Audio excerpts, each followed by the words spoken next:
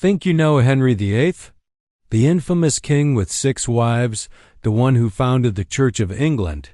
Well, buckle up, because the real Henry VIII was far worse than any history book dares to tell you.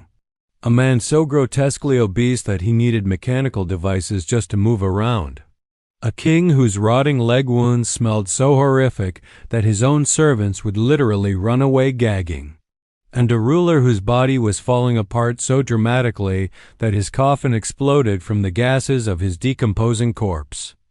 Get ready to uncover the shocking, grotesque truths about Henry VIII that make Game of Thrones look like a children's fairy tale. From bizarre eating rituals to paranoid security measures, from his brutal treatment of wives that went beyond execution to the grotesque reality of his final years. These are the facts that will change everything you thought you knew about England's most infamous king. Let us start with the most shocking truth about his body. Henry VIII was literally a walking corpse by the time he died. His body had become so grotesque that even his own servants were traumatized by the sight. Imagine this. Henry's waistline measured 54 inches. That's bigger than most people are tall. At one point, he weighed around 400 pounds in an era when the average man weighed maybe 140 pounds. But here's where it gets really horrifying. It wasn't just his size. Henry's legs were covered in festering, open wounds that never healed. These weren't just small cuts. We were talking massive ulcers that oozed pus and rotted flesh constantly. The smell was so overpowering that court members would hold perfumed handkerchiefs to their faces just to endure the odor when approaching him. Some accounts say the stench could be detected from several rooms away. But it gets even worse. Modern medical experts believe that Henry's condition wasn't just from obesity, but that he suffered from a severe traumatic brain injury from a jousting accident in 1536. He was unconscious for 2 hours, which in medieval terms meant he was practically dead. This injury likely led to massive personality changes, explaining his transformation from a relatively normal king into the paranoid, rage-filled monster of his later years. It gets even worse when you consider the possibility that Henry had a condition called Cushing syndrome, which explains his dramatic weight gain, mood swings, and those horrific leg ulcers that never healed. His doctors, terrified of the king, were so scared to suggest he might be seriously ill because criticizing the king's health was considered treason. The man who claimed divine right to rule couldn't even control his own bowel movements in his final years. Royal attendants had to carry special chairs everywhere because Henry could barely make it from room to room without having an accident. This is the same man who executed people for looking at him the wrong way. And as bad as Henry was, his wives had it even worse than you think. Sure, we all know Henry had 6 wives, 2 of whom were executed, but the reality of what these women endured goes far beyond a beheading. We're talking psychological torture that would make modern serial killers jealous. Take Anne Boleyn, for example.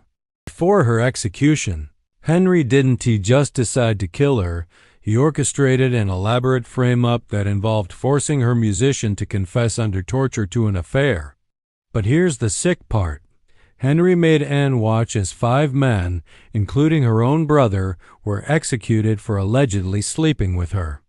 She had to stand there, knowing she was next, watching innocent people die because of her husband's paranoid fantasies. Catherine Howard, Henry's 5th wife, got it even worse. She was a teenager when Henry married her, and when he found out about her past relationships, he didn't just execute her. He passed a law making it treason for anyone to marry the king without revealing their sexual history. Imagine being so petty that you changed the entire legal system because your teenage wife wasn't a virgin. The psychological games Henry played were the worst part. He would shower his wives with gifts and affection one day, then completely ignore them or threaten them the next. Catherine of Aragon spent her final years under house arrest, forbidden from seeing her daughter Mary. While Henry spread rumors about her mental health, she died alone, possibly poisoned, writing letters to Henry that he never read. And here is something that will blow your mind. Henry actually forced his wives to sign documents agreeing to their own divorces or annulments. Anne of Cleves was so terrified of him that she agreed to a fake annulment just to avoid execution. She had to pretend their marriage never happened and thank him for not murdering her. Jane Seymour, the lucky one who died of natural causes, passed away after giving birth to Henry's son. But Henry was already eyeing his next wife before Jane's body was even cold. He waited only 9 days after her funeral to start planning his next marriage. This man treated human beings like disposable objects. And the worst part is these women had absolutely no escape. Divorce wasn't an option. Running away meant death, and fighting back meant not only your own execution, but the potential destruction of your entire family. Now, let's talk about Henry's eating habits, because they were absolutely insane. Think competitive eating, but for a king. Henry consumed around 5,000 calories a day. That's more than double what the average adult male should consume. And remember, by the end of his life, he could barely walk, yet he was eating mountains of food. A typical meal for Henry included an entire roasted pig, multiple whole chickens, several types of fish, mountains of bread, and enough wine to float a small boat. His royal kitchens prepared over 800 different dishes daily, with Henry sampling dozens of them personally. But here's where it gets truly bizarre. Henry believed certain foods had magical properties. He thought eating swan would make him more graceful, that deer meat would make him a better hunter, and that oysters would improve his performance with his wives. The man didn't just eat for sustenance. He ate like he was on a medieval superfood obsession. Now, let's talk about Henry's paranoia, because it wasn't just your typical trust no one attitude. This man turned his entire kingdom into a surveillance state that would make modern dictators jealous.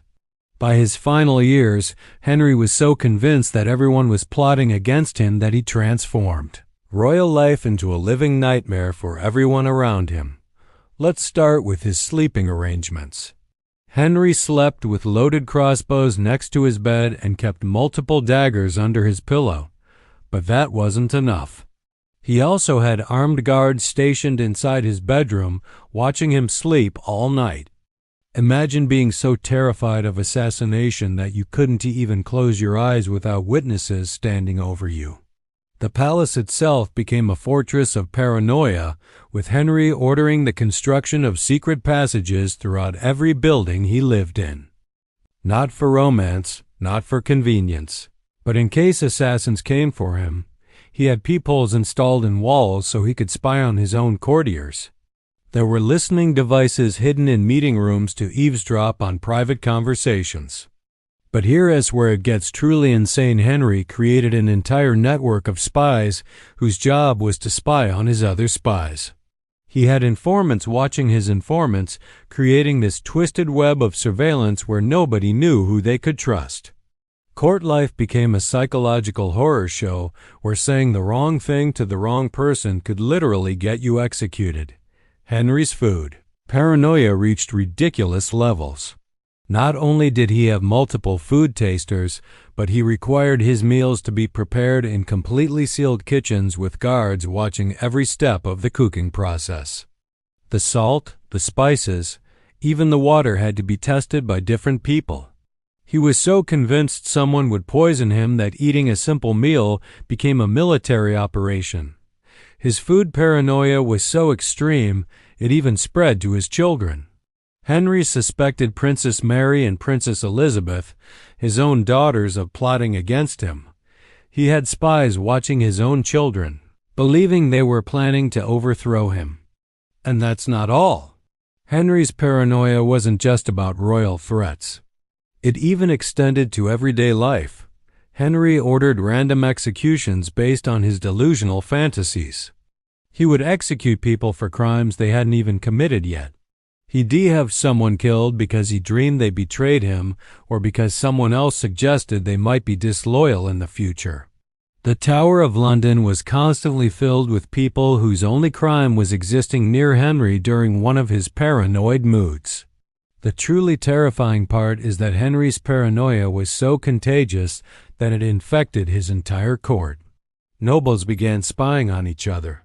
Servants betrayed their masters for imaginary rewards, and everyone lived in constant fear that they'd be the next victim of the king's delusional suspicions. But what about his eating habits?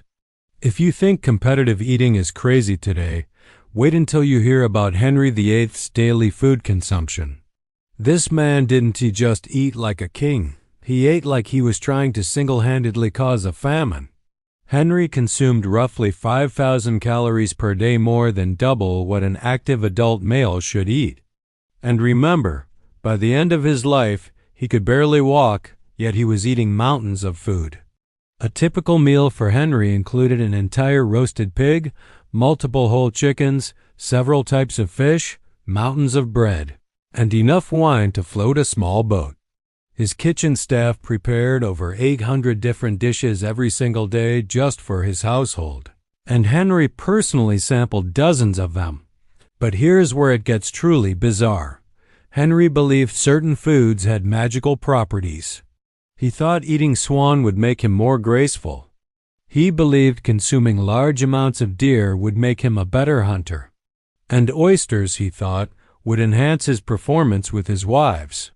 So he degorged himself on these specific foods in massive quantities like some kind of medieval superfood obsession. Henry's meals were not just about eating, they were theatrical performances. Every single piece of food that entered his mouth was tasted by multiple servants first to check for poison. But get this, he was so paranoid that he required his food tasters to wait 30 minutes after eating before he would touch anything, just to make sure they didn't drop dead from delayed acting poison. Henry's meals were public spectacles. He ate in front of hundreds of courtiers, and the whole process could take up to 4 hours. Imagine sitting there, watching this massive rotting king slowly work his way through enough food to feed a small village, all while pretending it was just normal royal behavior. But what about the food that wasn't allowed at Henry's table? The truly insane part is that he banned certain foods from his court, not because they were unhealthy, but because he thought they were beneath his royal status. Common people's food like turnips and barley were literally illegal at his table, even though they were probably better for his health than the mountains of meat and sugar he consumed daily. The truly bizarre part is that, even as his body was literally falling apart from his diet, Henry kept eating more and more, convinced that his royal status somehow made him immune to the consequences of his gluttony.